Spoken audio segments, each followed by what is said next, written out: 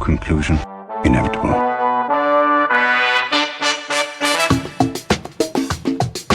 It was a jump to conclusions, Matt. My conclusion was that this idea was not a practical deterrent. My only conclusion can be that it was a Sith Lord. In conclusion.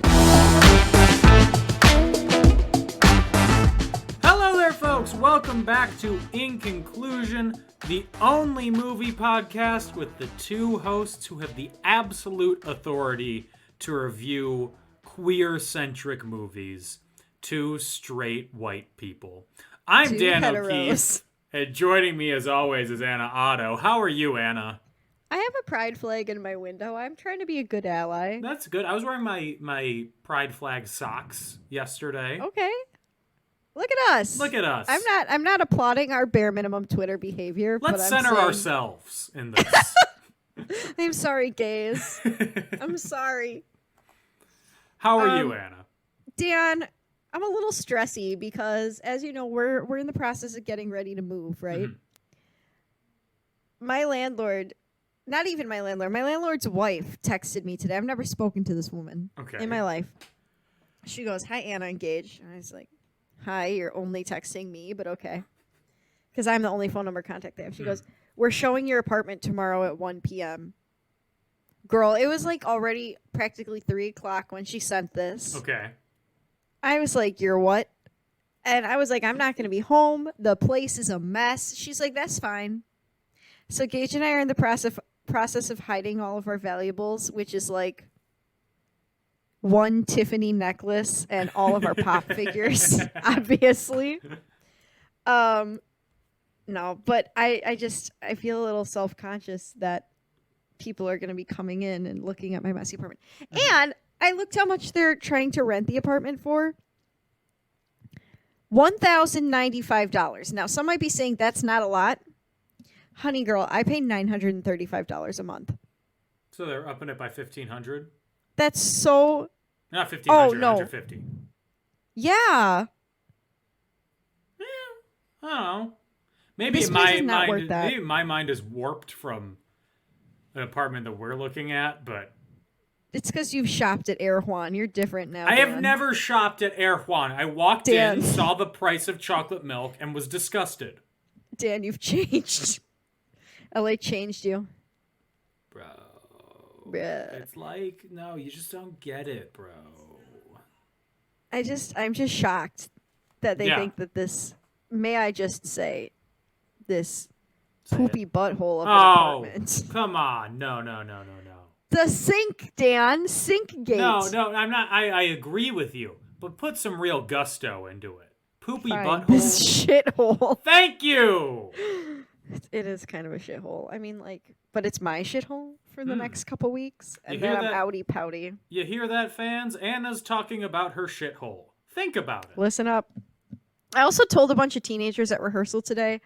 I mentioned that we had a podcast, and then they were like, "What's it called?" I was like, "No, you shouldn't listen to it because I have a very potty mouth on it." And they're like, "Ooh, swearing." I was like, "Not just that." And anyway. wait, you told them not to listen to it? What's wrong with you? They're teenagers, and I don't want to get fired. I told the adults to listen to it. I said, adults definitely listen to it. Children, wait till you're, like, I don't know, 21. You're telling me these teenagers are all Puritans who don't swear?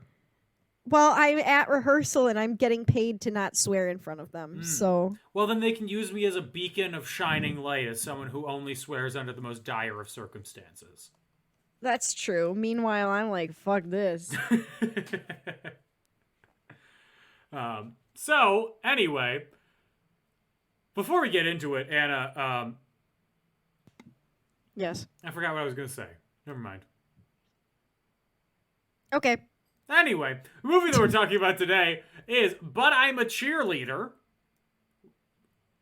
Describes my life.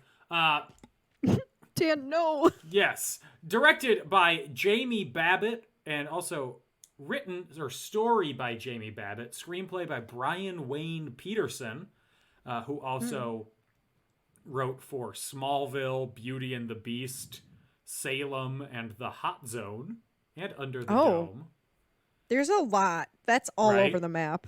produced by Leanna Creel and Andrea Sperling, starring Natasha Lyonne, Natasha Queen. Lyonne's accent, Clea Duvall, Kathy Moriarty, RuPaul, Mink King. Stoll, Bud Cort, and Eddie Cibrian, if that's how you pronounce it.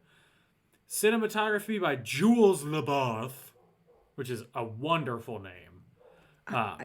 Yeah.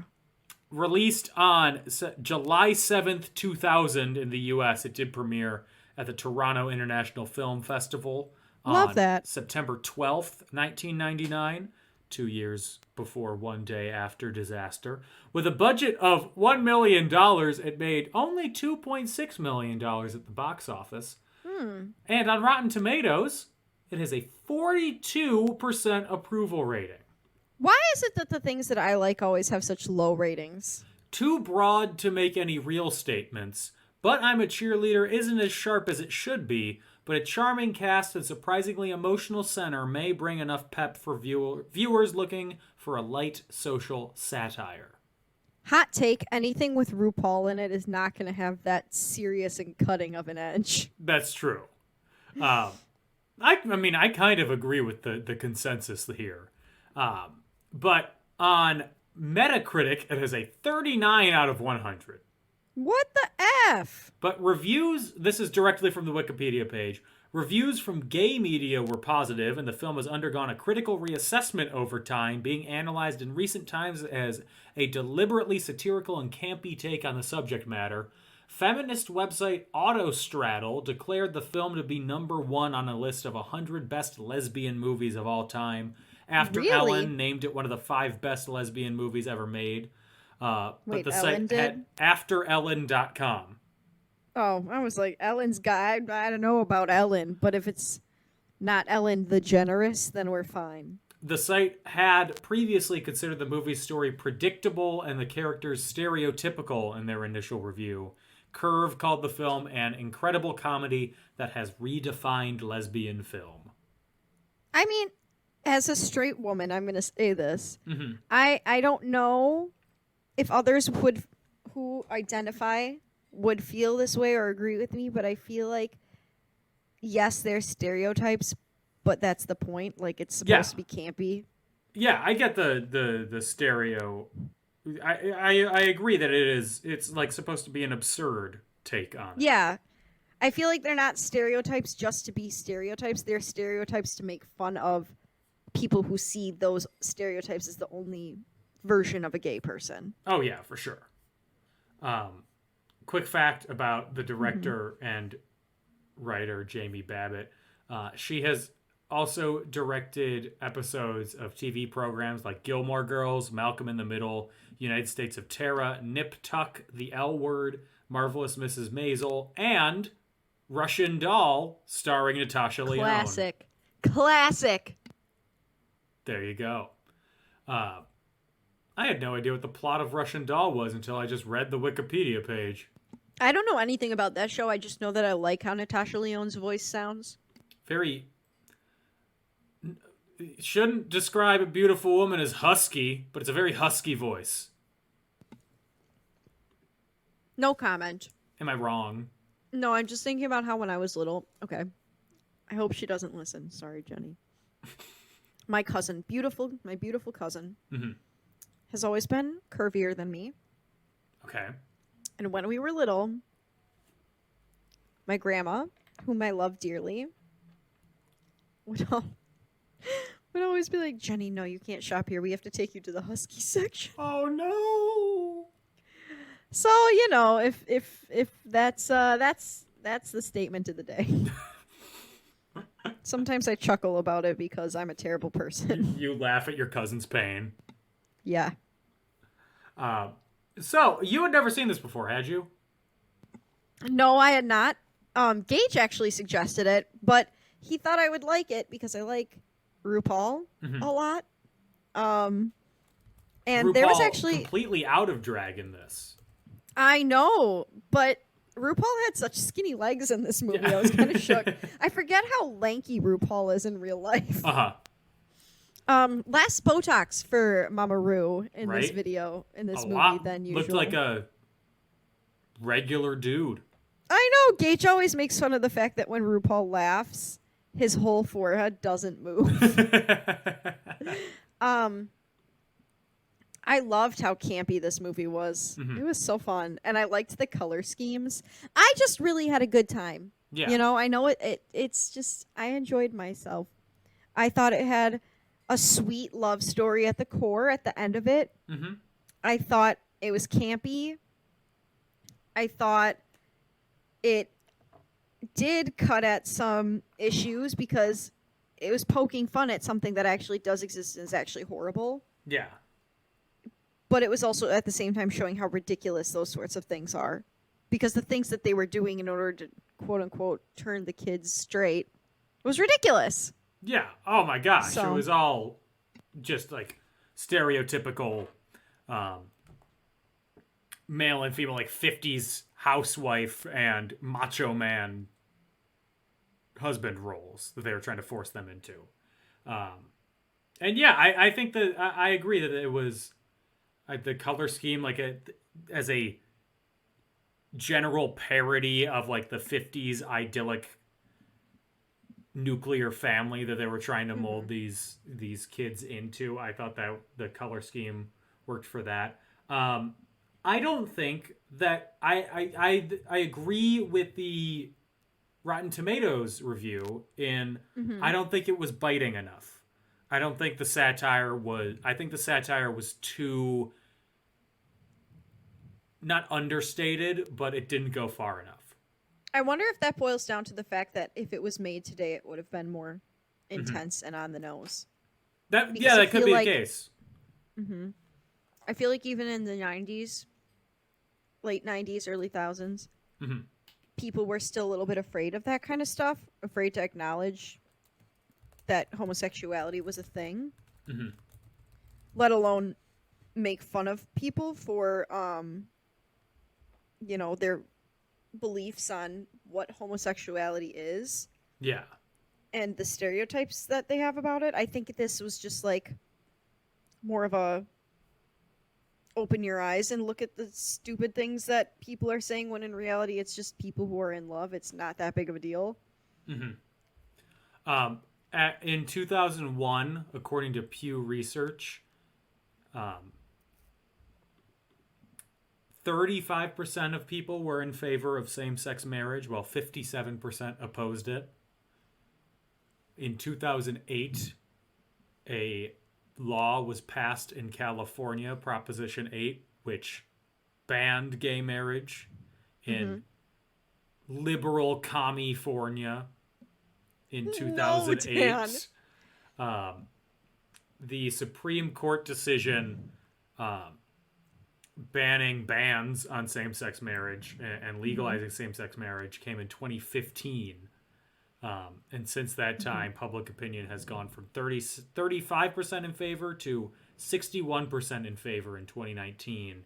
In 2021, according to Gallup, it's 70% of people support gay marriage, which A, far too low, Yeah. but B, it's not that long ago that it was incredibly... It was like if you were out of the mainstream completely, if you were like gay people are people and should have, you know, the same relationship rights as everybody else.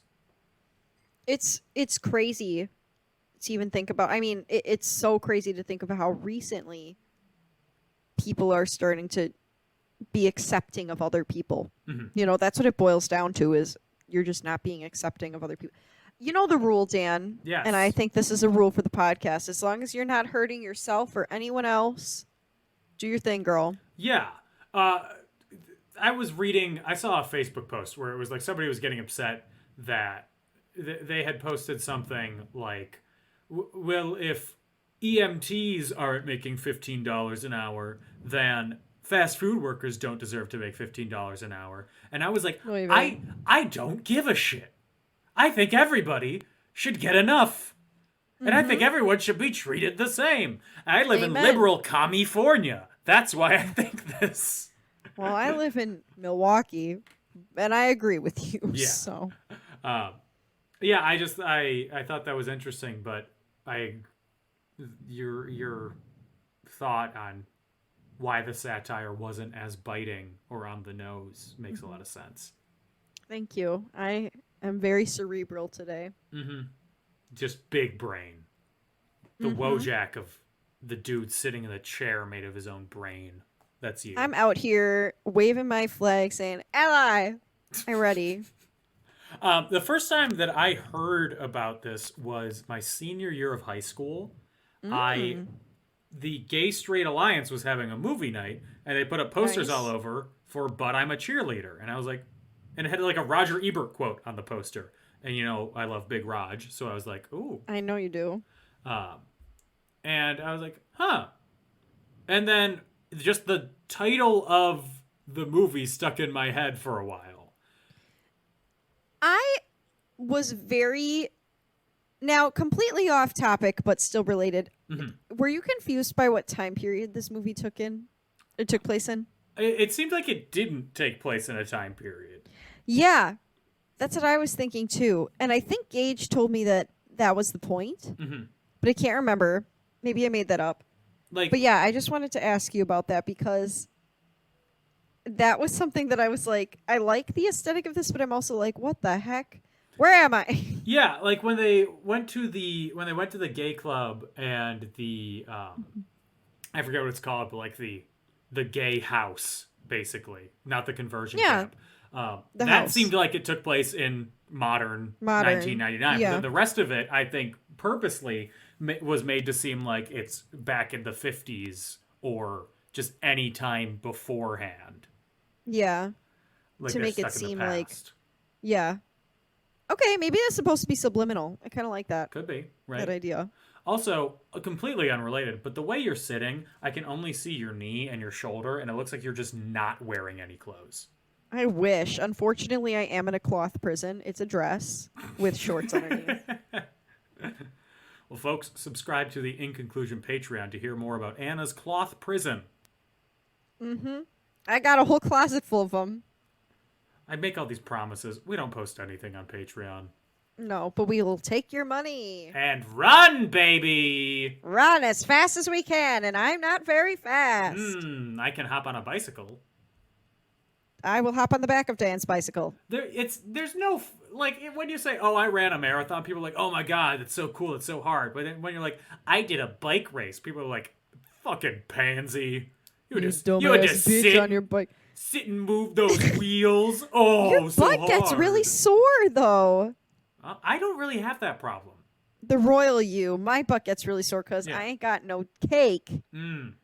I got a dump truck. So, well, I'm glad you have a dumpy and your butt is protected when you're bike riding. I was at a store and I was getting measured for a suit for a wedding that I'm in, and the guy who was I rode my bike there and he saw that I had my bike helmet Classic. with me. It was like 3 miles away. Am I gonna drive there? No.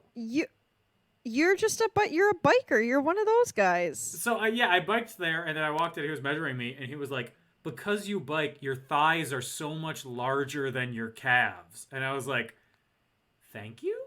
Danny called you thick. I know, but just my thighs. But Said no. thick thighs Flat as a save pancake. lives. Calves, RuPaul sized. But No! thighs just bowling balls hanging off my legs, apparently. When I looked in the mirror, my legs look proportional. I don't get what he was saying. Dan, he called you dummy thick. Take it. Take it and pedal away. I would take it and run. But as we established, I need to ride my You're gonna have to bicycle. pedal. Anyway, let's get into the movie. Let's do it. So, I had a great time. it is sometime in the past, and we are introduced to 17-year-old Megan, who is a cheerleader. She loves And cheerleading. she's so cute in Very this movie. cute.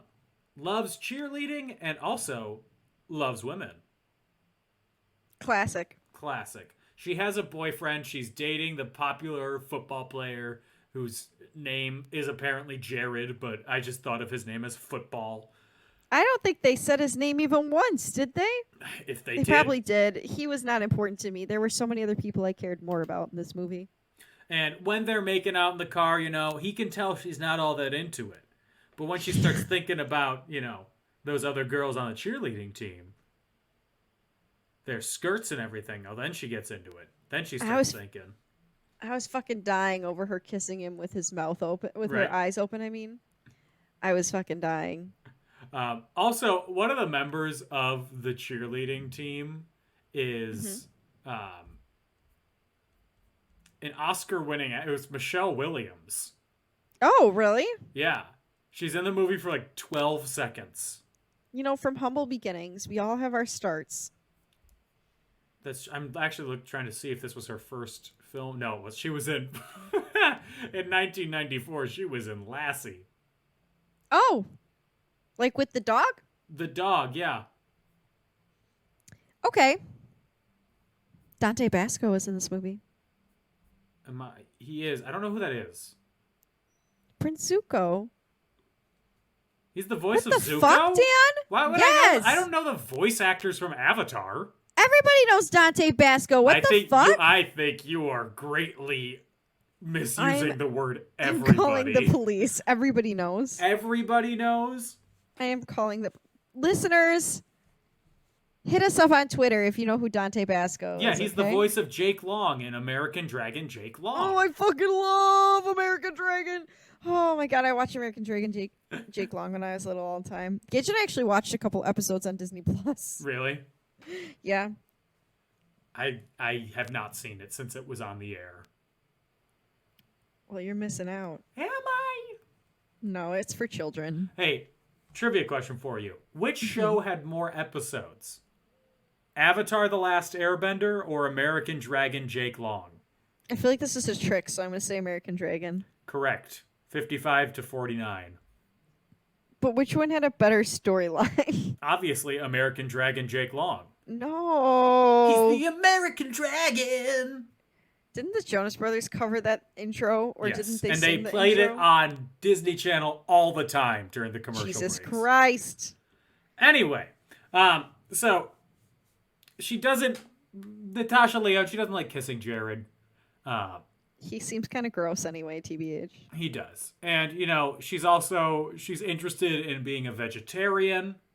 And she likes Melissa Etheridge. Gasp! So her That shit got me family, dying. her family and friends, they stage a intervention of sorts to say that they're sending her to a gay conversion camp where she can hopefully learn to become normal. With counselor Mama RuPaul. Mama RuPaul. Credited, well, he plays ex-gay Mike. I was rolling. Mm-hmm. I was like, Ru, please. Credited as RuPaul Charles. Yeah, that's his full name. I know, but it's like one of the only times that he's actually credited by his full name and not just RuPaul. I know. It's kind of wild, right? Mm-hmm. Yeah, even if you Google him, it just says RuPaul, and then underneath RuPaul Andre Charles, known mononymously as RuPaul. Mononymously. I didn't know that was a word. Some other mononymous names in modern times. Beyonce. Chyna, the professional wrestler. Oprah. Never heard of her. I know Oprah. Penn Teller. You're not hitting the big ones. Enya. Shakira. Prince, Usher, Adele. Drake. Most He dropped a new importantly, album. Liberace. He's from Wisconsin. I know. I went to his high school. They have a random picture of him outside the gym. Classic. Without any, descriptor or anything. So there's just a picture of Liberace on the wall. Not That's big. the same... It's just, in a corner, an 8x10 of Liberace playing piano. That's the same thing at the high school where Tony Romo went to school, but it's like a fat head of him. That's funny. Yeah. Anyway, so she gets sent to a camp that uses a 5-step program like Alcoholics Anonymous to convert campers from homosexuality to heterosexuality, and the camp is called New Directions. Sorry, the camp is called True Directions. New Directions is the Glee Club from That's Glee. Glee. You had me fooled for a second. She gets sent to the camp Vocal Adrenaline. I wish. So, at True Directions, under the strict eye of Mary Brown, and her supposedly heterosexual son, Brock. Who we see dancing to RuPaul's music, Brock, which was relatable content. Looks like the guy from the Call Me Maybe music video. I don't know if you know what he looks like. I can picture it, but I think that they're two different people. They definitely are. Call Me Maybe came out 13 years after this. But I just saw that and I was like, True. Carly Rae. So there is a group Gay icon, Carly Rae? Of other young people set to cure themselves of their homosexuality. This group includes Graham Eaton, played by Clea Duvall. Mink Stoll, sorry. Eddie Cibrian as Rock Brown. Melanie Linsky as Hilary Vandermuller. Wesley Mann. Nope, again. I'm sorry. I'm just reading the cast list. And I'm trying to gather whether or not their characters are part of the group or not. I'm very shook. Continue. Do your best. Thank you. Kip Perdue as Clayton Dunn. Dante Basco as Dolph. Douglas Spain as Andre. Katrina Phillips as Jan. Catherine Town as Sinead Lauren. Brant Willie as Jared. Sinead kind of made me nervous. Really? Yeah. She was a little intense for me. That's true. So they are, with the prompting of Mary and the other campers, Natasha Lyonne, she doesn't think that she's a lesbian when she's sat there. She's like, I'm not a lesbian. I just like Melissa Etheridge and cheerleading. Sure, Jan. Right. But eventually she, after getting forced to, basically, she outs and admits that she's a lesbian. I'm a lesbian! Good for her. Right. And this fact distresses her, and she puts every effort into becoming heterosexual. Because as we all know, people think it's a choice. Mm-hmm. Which, and the only way to undo that choice is to learn the placements and gender roles of the 50s. And how to have sex while your mom God. teaches you. I don't understand. That's later, but I don't understand. The people who are like being gay as a choice, why would anybody, seeing how gay people are treated throughout history, Exactly. be like, I want that, That's why it's such a stupid thing for people to be saying. right? Dumb. People out here being crazy.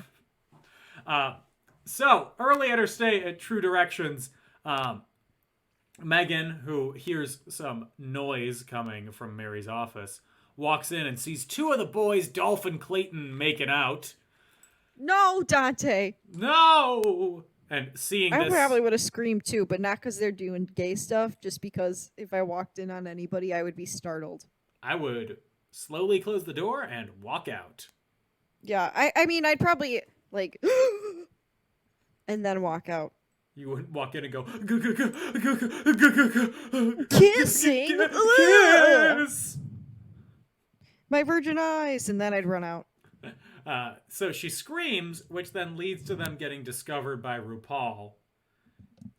Dolph... My dreams, TBH, getting discovered by RuPaul.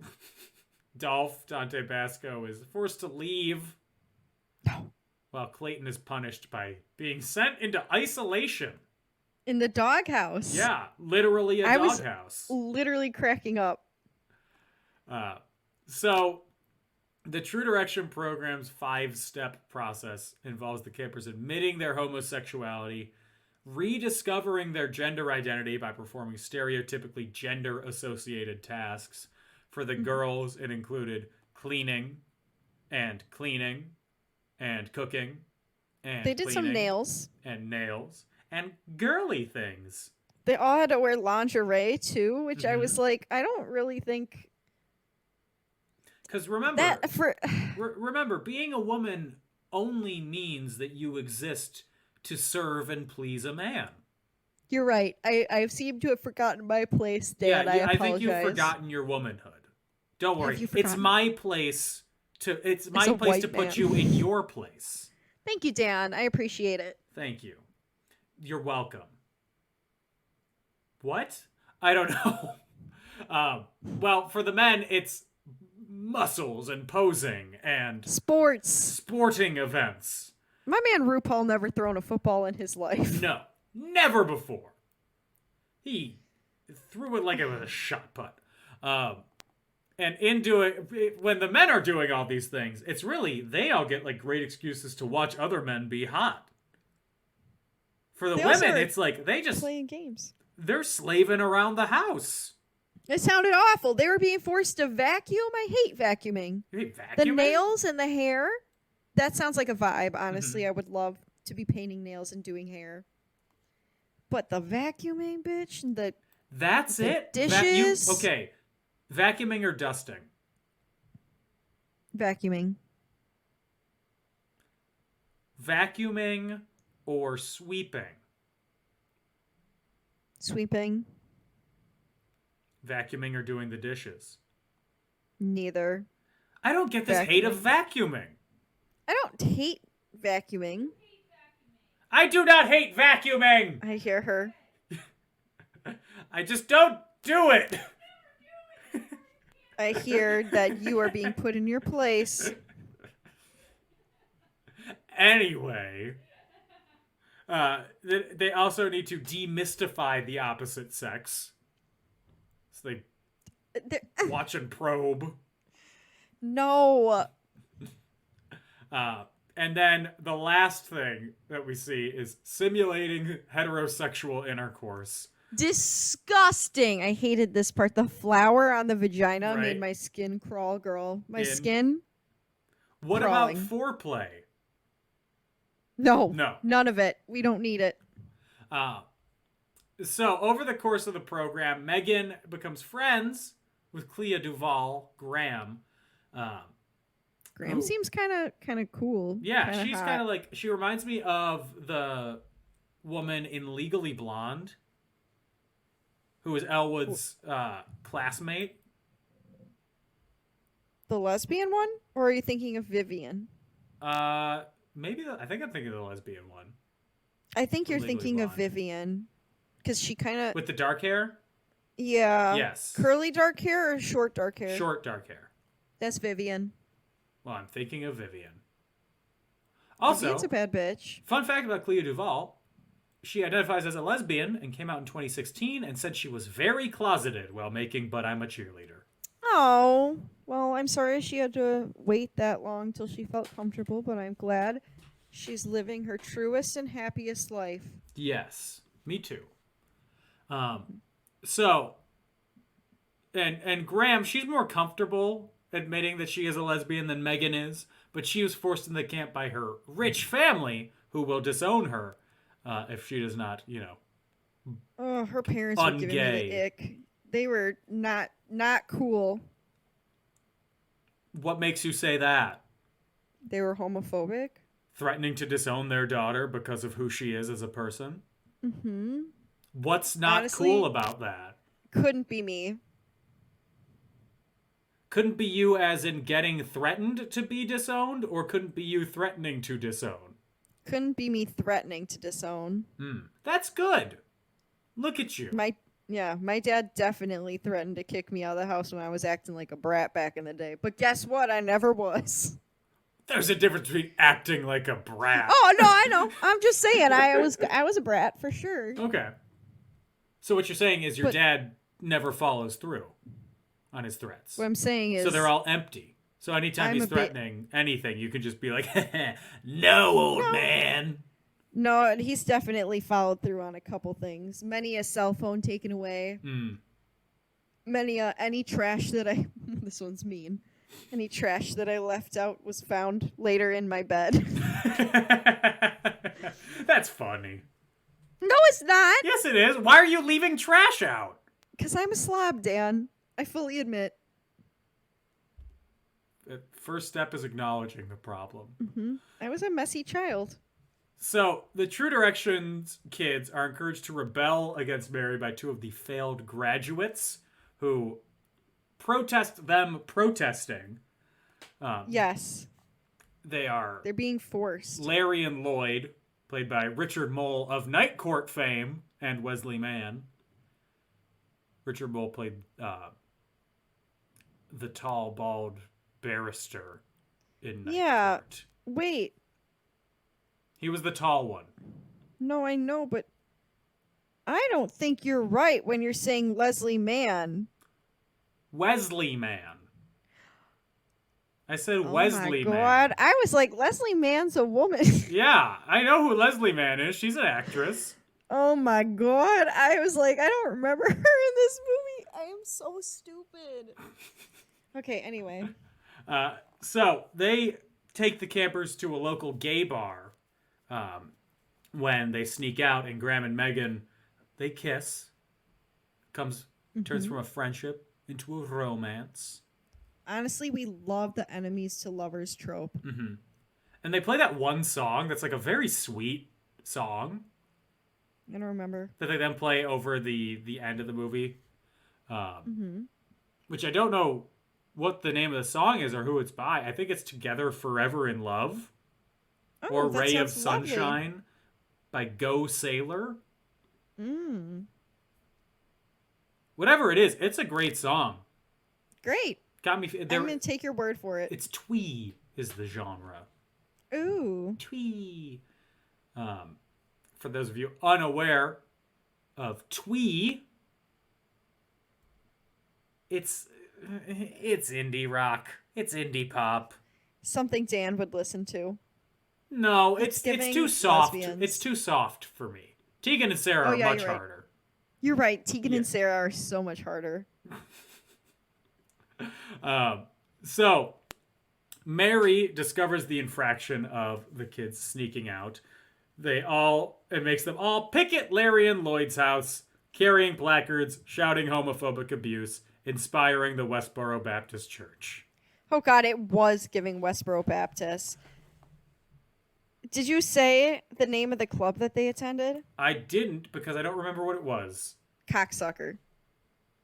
I love it. It's just, I wanted to say it. What was the name again? Because cocksucker. I didn't hear you. I'm not saying it a third time. I love If you say it a third time, it appears. cocksucker. Come in! The gays, they're here. I feel like so often. Now, this is not always true. I've heard of many a gay club with not a crazy name. But some gay clubs are just so outwardly sexual, and it cracks me up. And this is one of those times. So West Hollywood is the area in Los Angeles with like the largest gay community. Yes, the gayborhood. Yes, and there aren't a lot of like aggressively sexual names for the bars, but there is Trunks. Okay. There is Flaming Saddles. Okay. Flaming.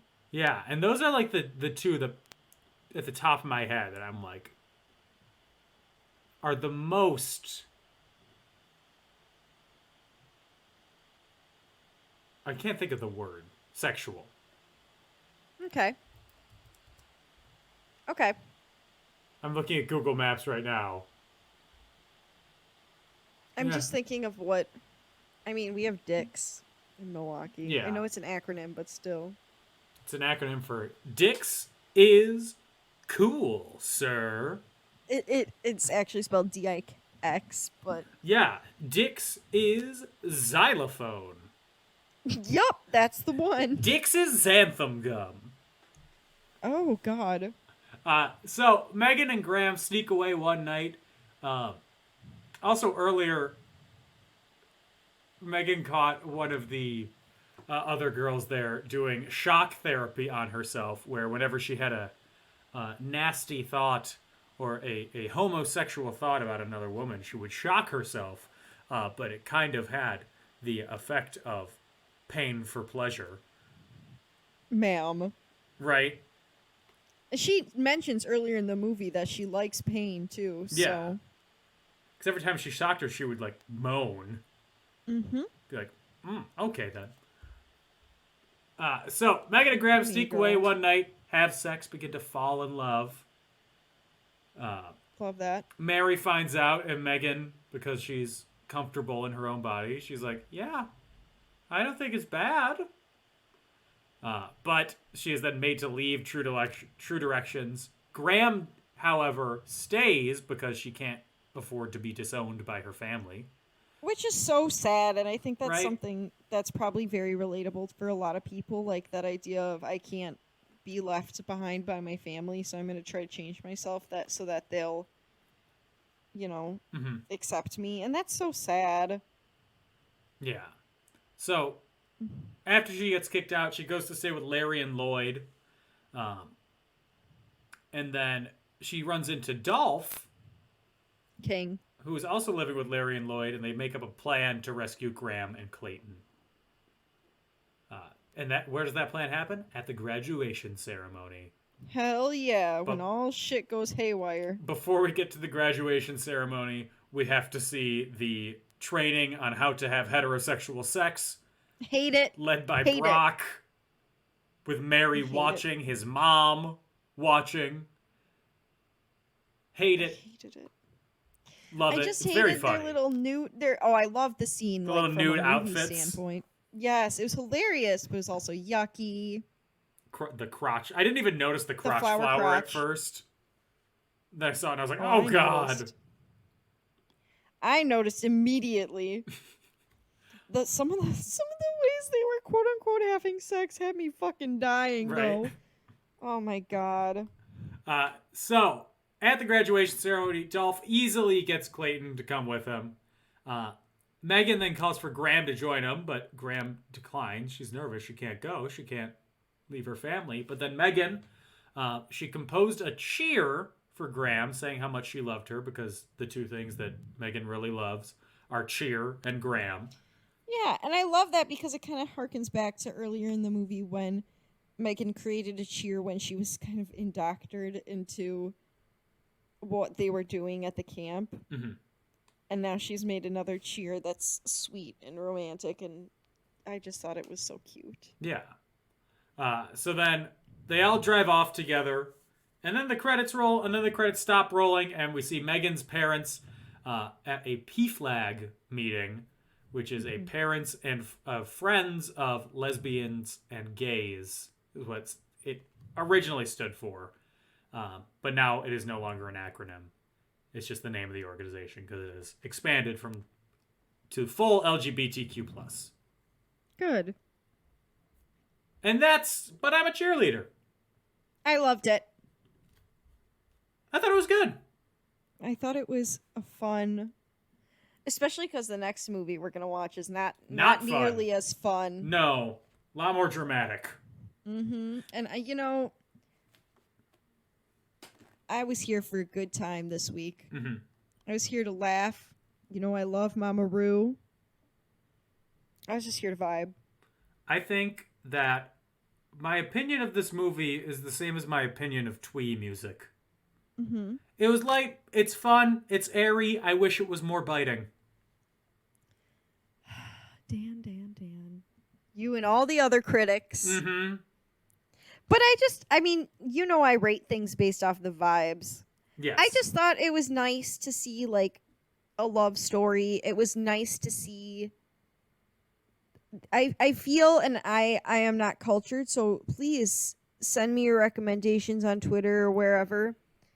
I feel like it's not common to see lesbians in a movie where they're not sexualized, Mm-hmm. or they're not having, like, the gay characters in movies always, I feel like, have something tragic happen to them. Yeah. So it was really it was nice to see them getting a happy ending. Yeah, like the only other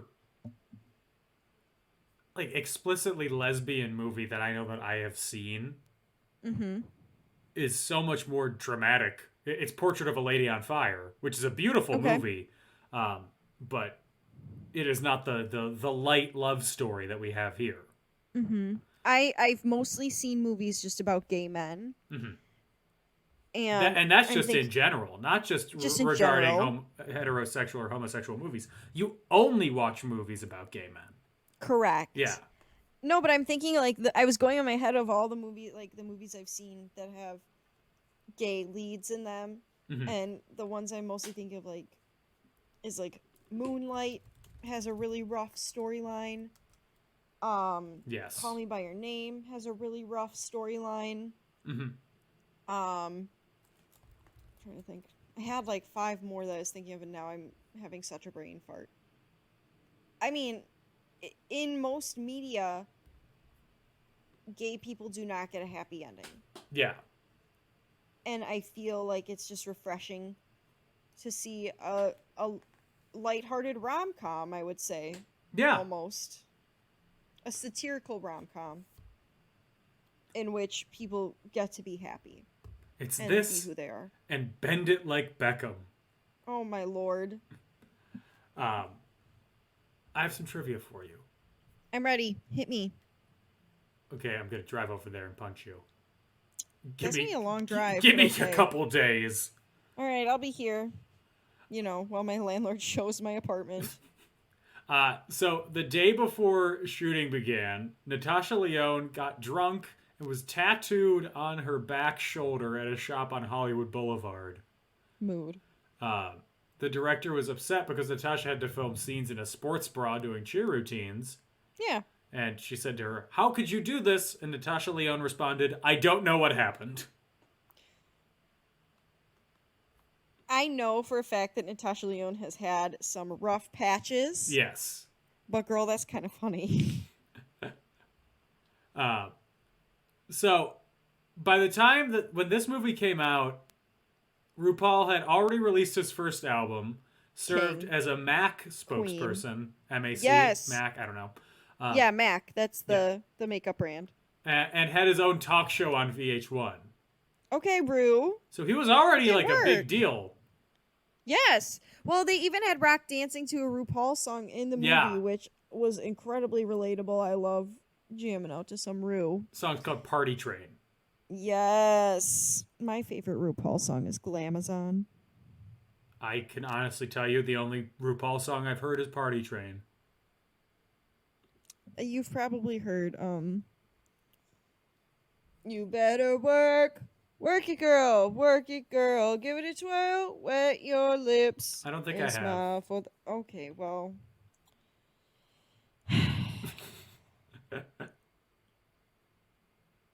Come to my house, Dan. I'll play it for you. So, on RuPaul's podcast, Natasha Lyonne told her story about getting cast in the film. She was friends with Clea Duvall before production, and they were driving, and she saw the script in Clea Duvall's car and asked if she could be in the movie. Oh! Clea had landed the role of Graham, and they hadn't yet cast Megan, so then the director was then persuaded to cast Natasha Lyonne, who was a self-proclaimed stoner and showed up to the audition dressed in all black to play the all-American cheerleader. Classic. She looks so cute in this role, though, I'm not going to lie. But I thought she did a really good job. I think she did. She was believable as this cute little innocent thing who was so clearly gay and had never even given it a second thought. Yeah. That's all the trivia I have. So, Anna. Dan. Would this movie be better, worse, or the same with Jonathan Taylor Thomas as one of the boys?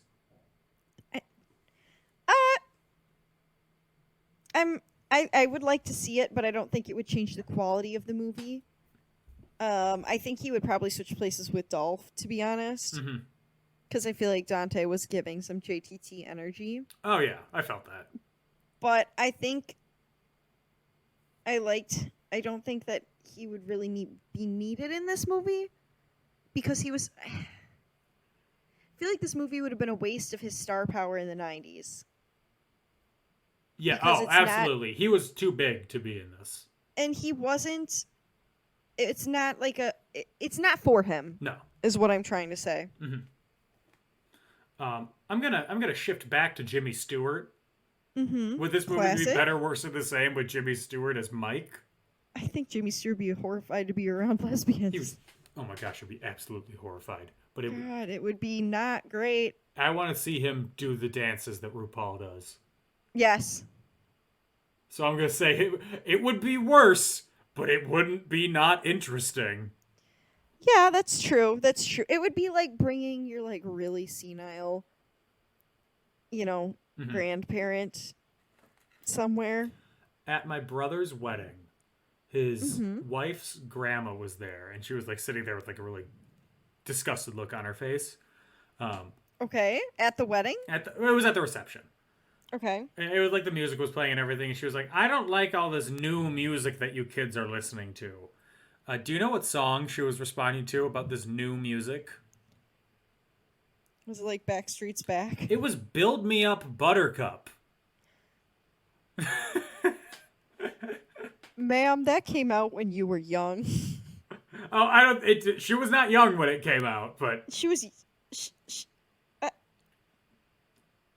but it was That not. song's It's not from new. now, though. No, it's No. from like the late '60s. Yeah. What the... Is originally from 1968. Okay, girl. Well, you're off by a few years, honey boo boo, but Little bit. thank you. On a scale of 1 to 5 cheers, what do you give this? 4, because I really liked it. Okay. I've had a great time, Dan. Good. I'm happy. I loved the love story. I thought it was really sweet. Mhm. I thought it was a good portrayal of enemies to lovers. I thought it was believable. As far as like the love story part goes, not all the rest of it. I thought it was cute. A cute story about those two girls. I loved the way they were so blatantly making fun of what people think. Like, I just thought it took a very heavy topic and made it something that we can laugh about, ergo making it approachable. Yeah. And I think in order to really understand why, like, if you're talking to somebody and they're like super against gay rights, I think it comes down to the humanization of the people whose rights they're trying to take away. If you can make them see these are humans, they don't want to hurt you, they don't want to hurt anyone, they just want to live their lives, that becomes a basis for changing the world. Yeah. And I think it's really fun to be able to I think it's just nice to be able to humanize people through comedy, because people are so quick to move to drama and be like, oh, but don't you feel bad for this person in the movie? But that's not how real life is. Real life romances are just chill and probably are filled with more funny moments than dramatic ones, I would hope. Maybe for you. For me, I am having a good time. My relationship in life is filled with drama. I know. All you do is cry, Dan. I get it. I just think this is a good movie to approach. Like, it shows a lesbian couple in the same light that we often see heterosexual couples, and I like that. Yeah, I agree. Is what I was trying to say, but could not find the words. You said it longer and better than me. Thank you, Dan. So I give it a 3 out of 5. Same. I agree with everything you say. I just wish it was a little more satiric, a little more on the nose. That's fair. I do think that I liked it more because I like Natasha Lyonne and I like RuPaul. You know, I rate things higher when I like the actors. Yes, it's like people rating things higher when they're like, they said a quote from a movie that I know. Yeah, that's a mood. So that is it for this week's episode of In Conclusion. If you want to support us, you can find us on social media, Facebook and Twitter @and In Conclusion, on Instagram @InConclusionPodcast. If you want to find me, I am on Twitter @DanO'Keefe86, and I'm on TikTok, where my most recent TikTok just got over 400 likes, so you could say that I am the heck? rolling in the dough. My most recent TikTok got 7 likes. That's not even fair. Wow. what's it like to be poor? It's sad. Gage says it's because I posted it at 1 a.m. while I was tipsy, so... That might be it. But on TikTok, I'm at Not Dan O'Keefe. Anna, where can they find you? You can find me on Instagram at AutomusPrime818, or you can find me on Twitter at AutobotsRollOut, capital O for Auto, capital B for Bots, capital R for Roll, and the O in Roll, and the O in Out are zeros. What about TikTok? I would tell you my TikTok... Okay, but if I tell you, you have to promise to go like my video. Okay, deal. Whoa! What incarnation is this? TikTok kicked me out. You're banned from TikTok. Oh my god. It wants me to make a whole new account. This is not correct. There I am. Oh, thank God. That was really scary. Oh my god, you guys. My whole life just flashed before my eyes. It's Anna Otto 818. No caps, no spaces. All panic. Perfect. Everybody go there and like Anna Otto's TikTok so she can feel something. It's only got 7 likes. What a fucking nightmare. We'll be back next week, and we're talking about Brokeback Mountain. Dan, please, we'll be crying about Brokeback Mountain. A little bit of a mood shift going on here. Another Oscar snub. In the meantime, everybody stay safe, have fun, and get vaccinated. Bye-bye. Bye.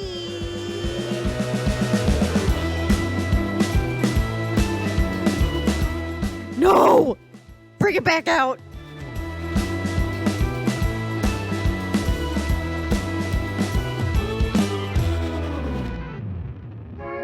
A Creative Land podcast.